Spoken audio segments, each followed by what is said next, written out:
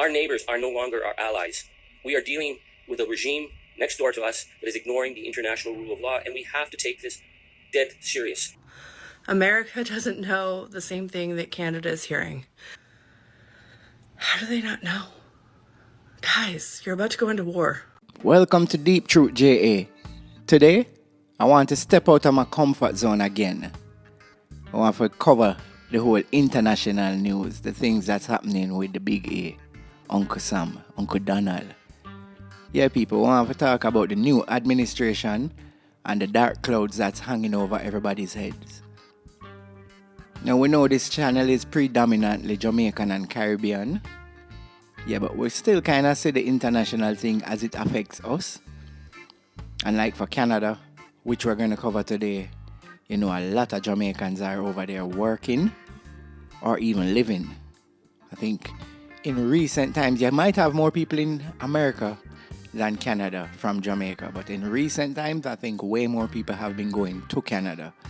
So this whole battle between America and Canada will affect the whole diaspora, apart from the ones over in UK. Obviously we know we have people at China, everywhere in the world, but those three, UK, America, and Canada, would be probably the main places Jamaicans are now.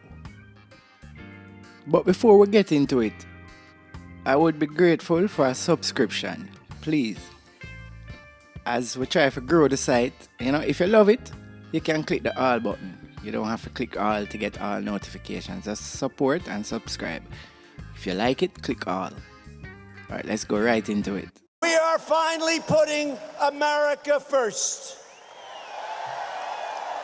Our policy of never-ending war, regime change, and nation building is being replaced by the clear-eyed pursuit of American interests. We do not seek war. We do not seek nation building. We're getting out of the nation building business. No more nation building. It's never going to work. We must abandon the failed policy of nation building.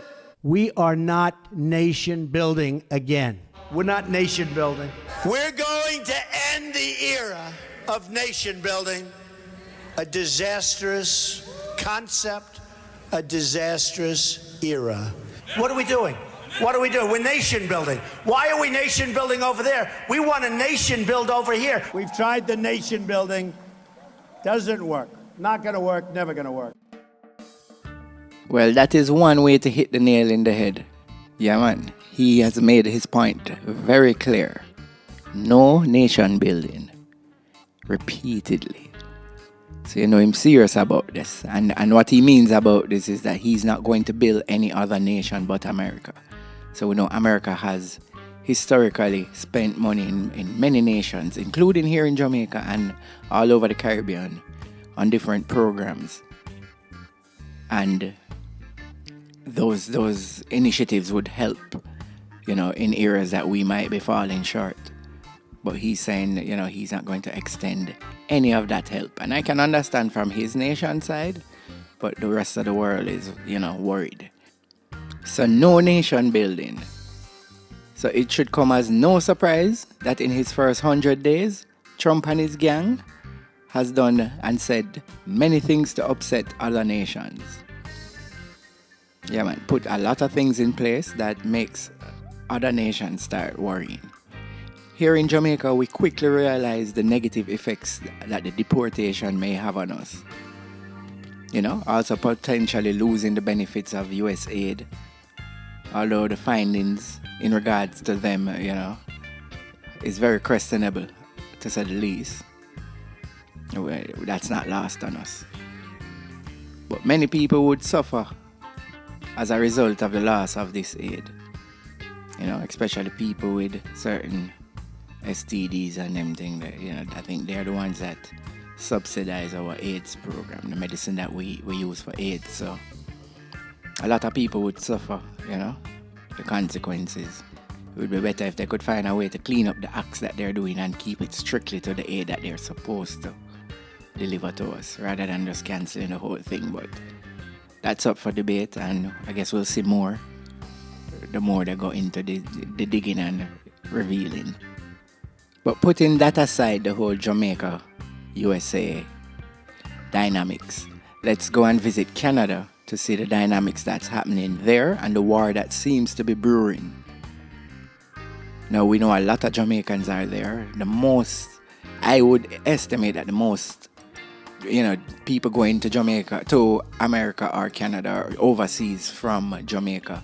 I think Canada probably taking in the most of us at this point. It's a lot easier to get into Canada. So we have a lot of Jamaicans there. And this whole tension will definitely affect them and affect us over here, as a result. But let's take a look at all that is boiling. And when I say all that is boiling, it has gotten so bad that even at sporting events and at concerts, the Canadian people, them boo the US anthem. So we'll start with that quick video showing you this instance happening. I think it was a hockey game and the US anthem was playing and the people rain boos on it. Then we'll go into the more serious matters right away.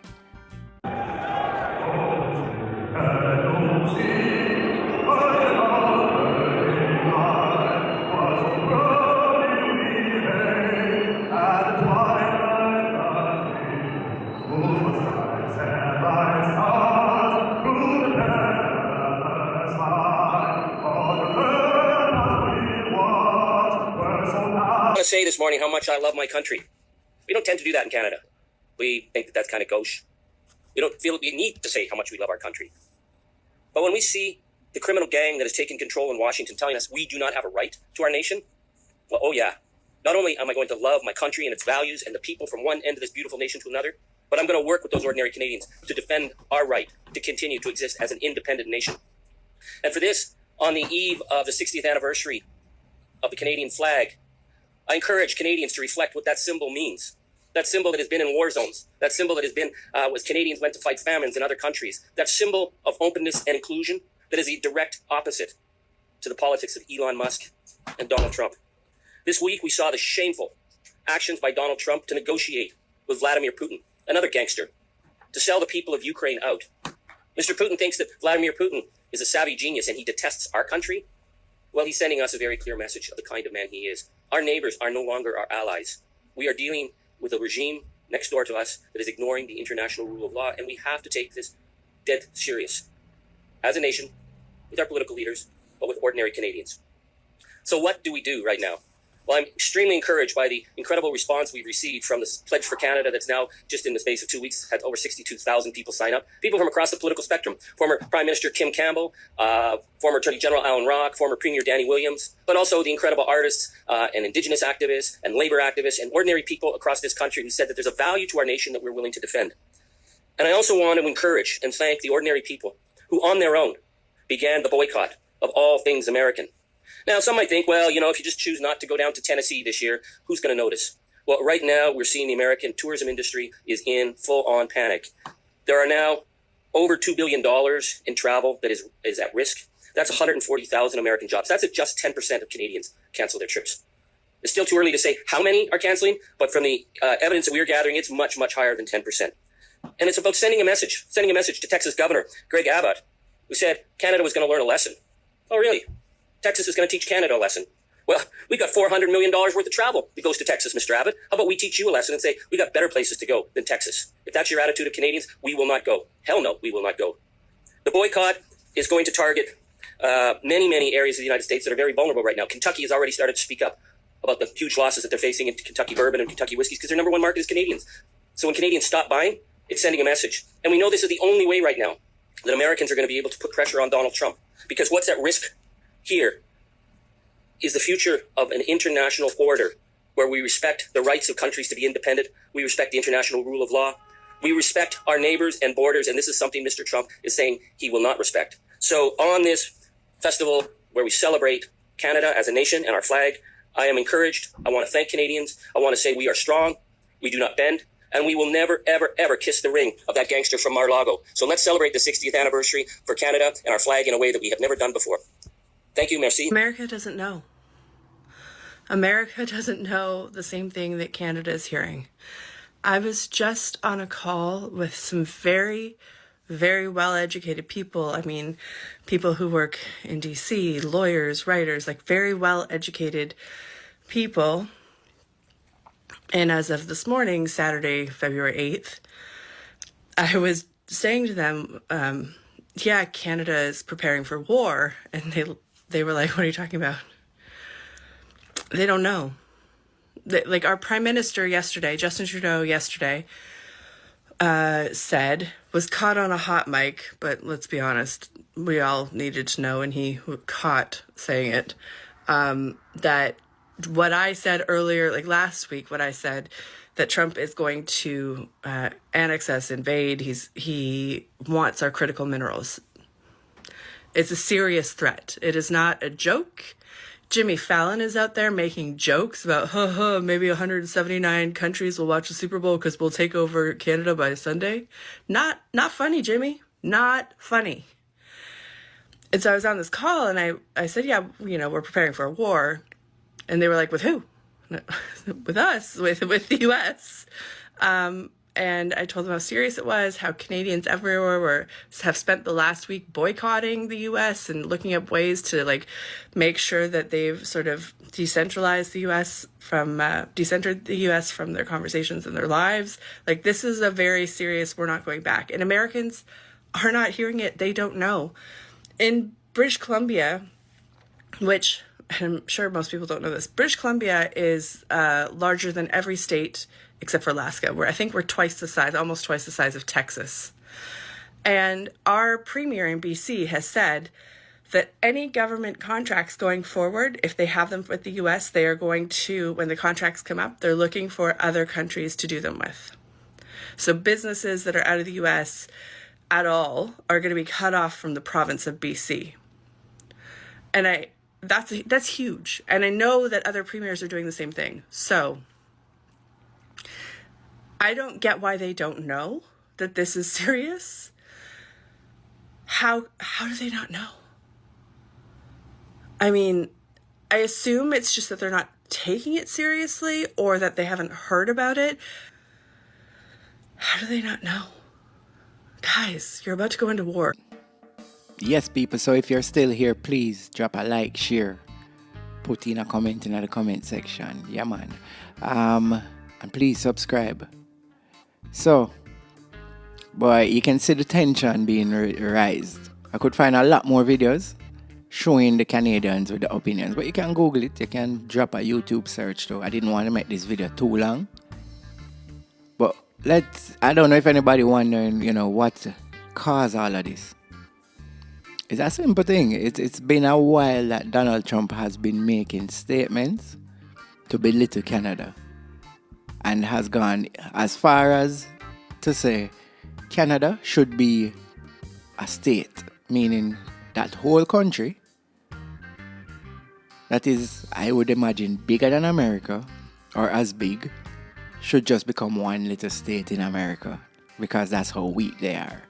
And the Canadians have taken great offense, like anybody would.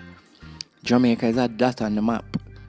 And if Trump came out and said we should just be Americans, I don't think a lot of people would take it sitting down. The more I think about it, the regular average man might be like, yeah man, we should be American, not knowing that if you're American in Jamaica, you would not be living like Americans in America. It would be just a state that they control.